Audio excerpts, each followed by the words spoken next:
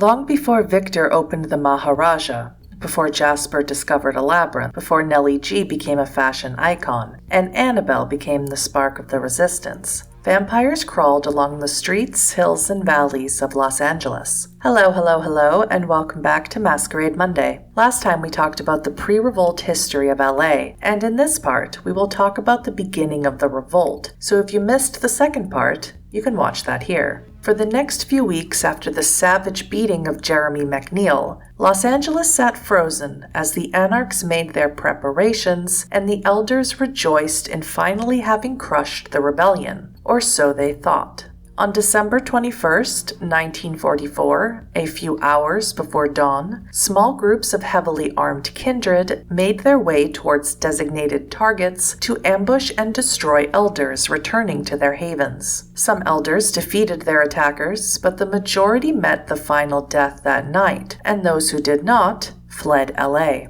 Of course, killing or chasing away elders did not ensure the Camarilla's defeat. Many kindred supported the ivory tower and took to the streets to defend it. The battle raged throughout the rest of that night and all of the next. Although Camarilla supporters tended to be more powerful than their opponents, they were badly outnumbered, as well as disheartened by the deaths of so many of their leaders. The anarchs, on the other hand, fought with a fury pent up for years or even centuries. They had nothing to lose and everything to gain. The revolt had great clashes on both sides, but the best-known tale is that of the battle between the prince, Don Sebastian, and Salvador Garcia, McNeil's clanmate and fellow anarch leader. Salvador commanded a party to descend on Don Sebastian's haven, his old rancho. But when the band reached the perimeter of the area, all they found was a Malkavian murmuring something about a golden-headed demon. Puzzled, Salvador entered the rancho alone. The slaughter there was terrible, even by kindred standards. Dozens of vampires and their ghoul retainers lay sprawled about, limbs askew and their throats torn out. The attacker or attackers hadn't even taken time to feed. The number of destroyed kindred clearly indicated that Don Sebastian had expected an attack, but obviously not an attack from someone so much more powerful than himself. Salvador eventually found the place where the prince had made his last stand. The attacker had apparently saved their fury for Don Sebastian himself, and his corpse was mutilated almost beyond recognition, his head ripped off and stuffed in a trash bin. Salvador was now in a unique position, having no idea who had slaughtered Don Sebastian and his coterie. If a gang of anarchs had acted independently, then it didn't matter that he had not taken part in the attack. If, on the other hand, this was the result of some internal feud among the Camarilla, then the revolt would lose a major symbol of its triumph, and the anarch victory would forever carry the taint of elder manipulation. So Salvador chose political expediency over the truth. He smeared himself with Don Sebastian's vitae, set the rancho on fire, and returned to his group with a tale of horrific battle between himself and the hated Prince of Los Angeles. Only Salvador, McNeil, and the Malkavian knew what really happened that night, and Salvador and McNeil agreed that a tale of the destruction of Don Sebastian at the hands of an anarch freedom fighter would dishearten any in the Camarilla who hoped to subdue the revolt. It is to be supposed, then, that this golden-haired demon the Malkavian spoke of was Christopher Houghton himself, the puppet master behind the domain of L.A., the sire of Don Sebastian, and a literal shadow in the Camarilla. The second curious event of the night occurred at the other end of Los Angeles, near Malibu. 3 cars heading north along the coast, full of armed kindred intent on ambushing and slaying the many powerful vampires who lived in immense decadence. But just before they got there, a woman flagged down their cars, approached them and said, "Turn back. We have done your work for you. Gaia has reclaimed her own, and there are no leeches in the hills tonight, nor will there ever be again.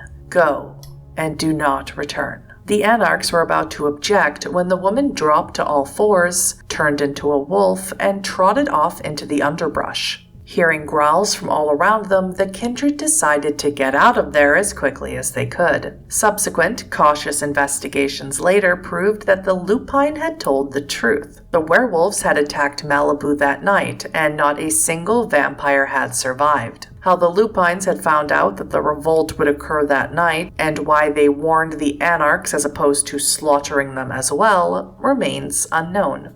By the end of the second night, it was clear that the anarchs ruled Los Angeles. All of the elders had been killed, driven away, or forced into hiding, and just before dawn on December 22, 1944, Jeremy McNeil declared the founding of the Anarch Free States. Gangs of anarch warriors lurched through the darkened streets of L.A., screaming their triumph into the night sky. They celebrated for weeks afterwards as they continued to hunt down the remaining supporters of the Camarilla. But the revolt did not stop in LA. The same forces that had swollen the ranks of the anarchs in Los Angeles also existed in San Diego, Fresno, and San Francisco. While the discontent in those cities did not equal LA's, the mutterings of revolution were everywhere, and with the destruction of Don Sebastian and most of his supporters, the strongest bastion of the Camarilla on the West Coast, anarchs in other cities took heart. They began to have hope that what had been accomplished in LA could happen elsewhere,